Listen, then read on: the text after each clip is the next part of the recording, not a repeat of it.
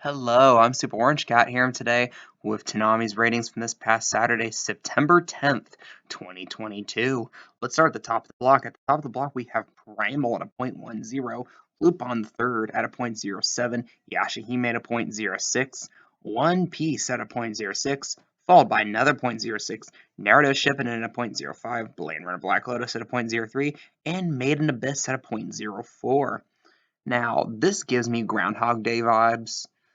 Not as much like the actual event on February 2nd, more like the Bill Murray movie, where it seems every week it's the exact same, because although the numbers do change a little bit, it's been a while since we've had like a wholesale move in the ratings. Everything, if it moves up, it goes up a tiny bit. If it moves down, it just goes down a tiny bit. We've kind of been in this range for a while.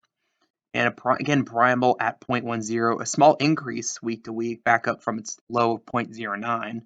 The only thing that's notable, there's one thing that's more notable than the other. The more notable thing is Lupin the Third, a show much maligned for its poor ratings, actually built on Yashahime.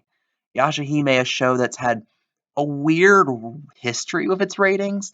Like way back first season, it had times where it beat My Hero Academia, new episodes of My Hero Academia. And then there were times where it absolutely cratered the block. And this week appears to be, if anything, it hurt the block a lot. Because, I mean, if Yupon the Third has to build on you, that's not a good sign. And then after that, you have One Piece doing literally the exact same numbers as last week. Naruto went up a little bit, Blade Runner didn't move, and Made in Abyss actually went up a little bit to the point where it actually ended up building on Blade Runner Black Lotus. Like, at the same time, Blade Runner Black Lotus, although it had kind of it wasn't really a negative reception, but it wasn't really that positive either. It's kind of like the weird black sheep of the Toonami original family, the more you think about it. Like, people have their reactions to the original two Fully Cooley sequels. Now we're calling those original sequels because we have two more coming next year. People have their reactions to it. People definitely remember it one way or the other, generally for negative reasons, especially progressive. And then you have Fena Pirate Princess, which got very marked by people really liking it early on, and then people not so much liking it at the end.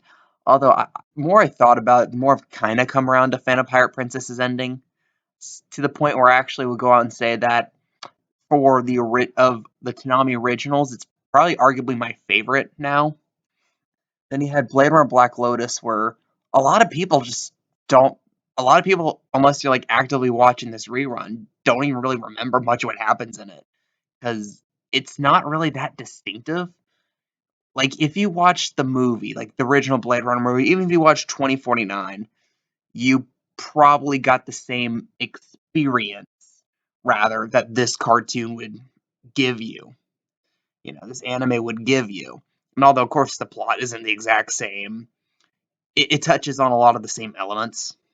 And very arguably, well, definitely the movies, both of them do a better job of that than Blade Runner Black Lotus.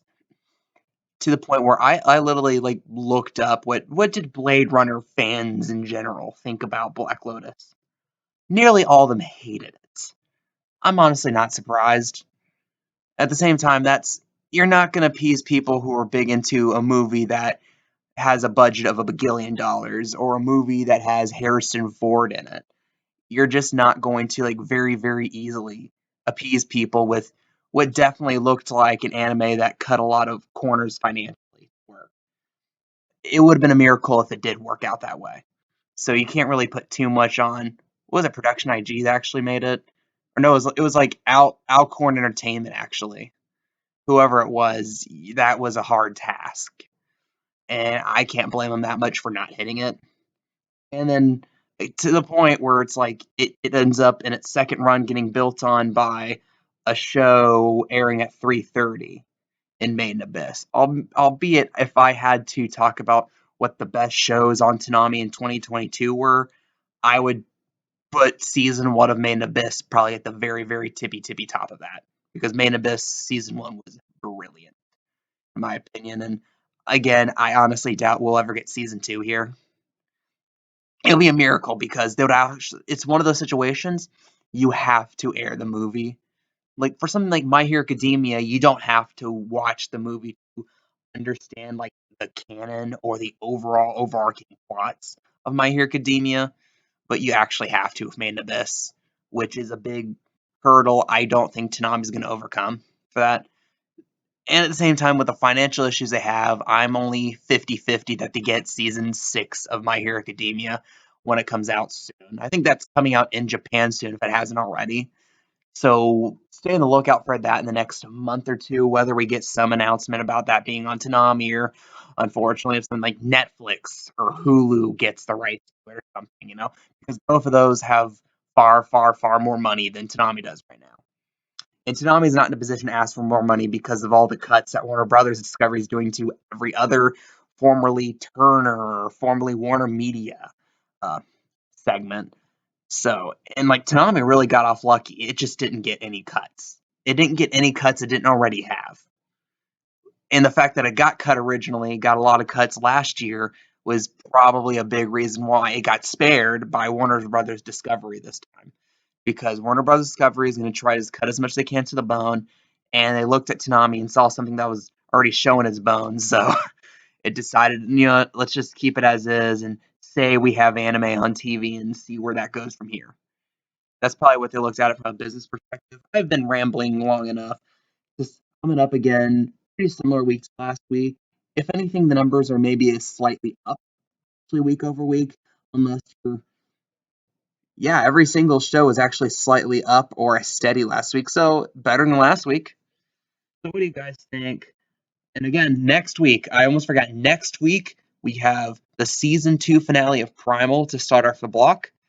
Then after that, we have 2 Batman movies. 12:30 will be Batman Hush, and at 2:30 will be Batman Mask of the Phantasm. And then after that, anything goes for the 24th. We already know on October 1st, that's when Housing Complex C will be on the block. They haven't officially announced the time, but I fully expect that to be right at the start of the block at midnight. And that's kind of Toonami's schedule for the next few weeks. Leave your comments, leave your opinions down below. I am the Super Orange Cat, and that is all.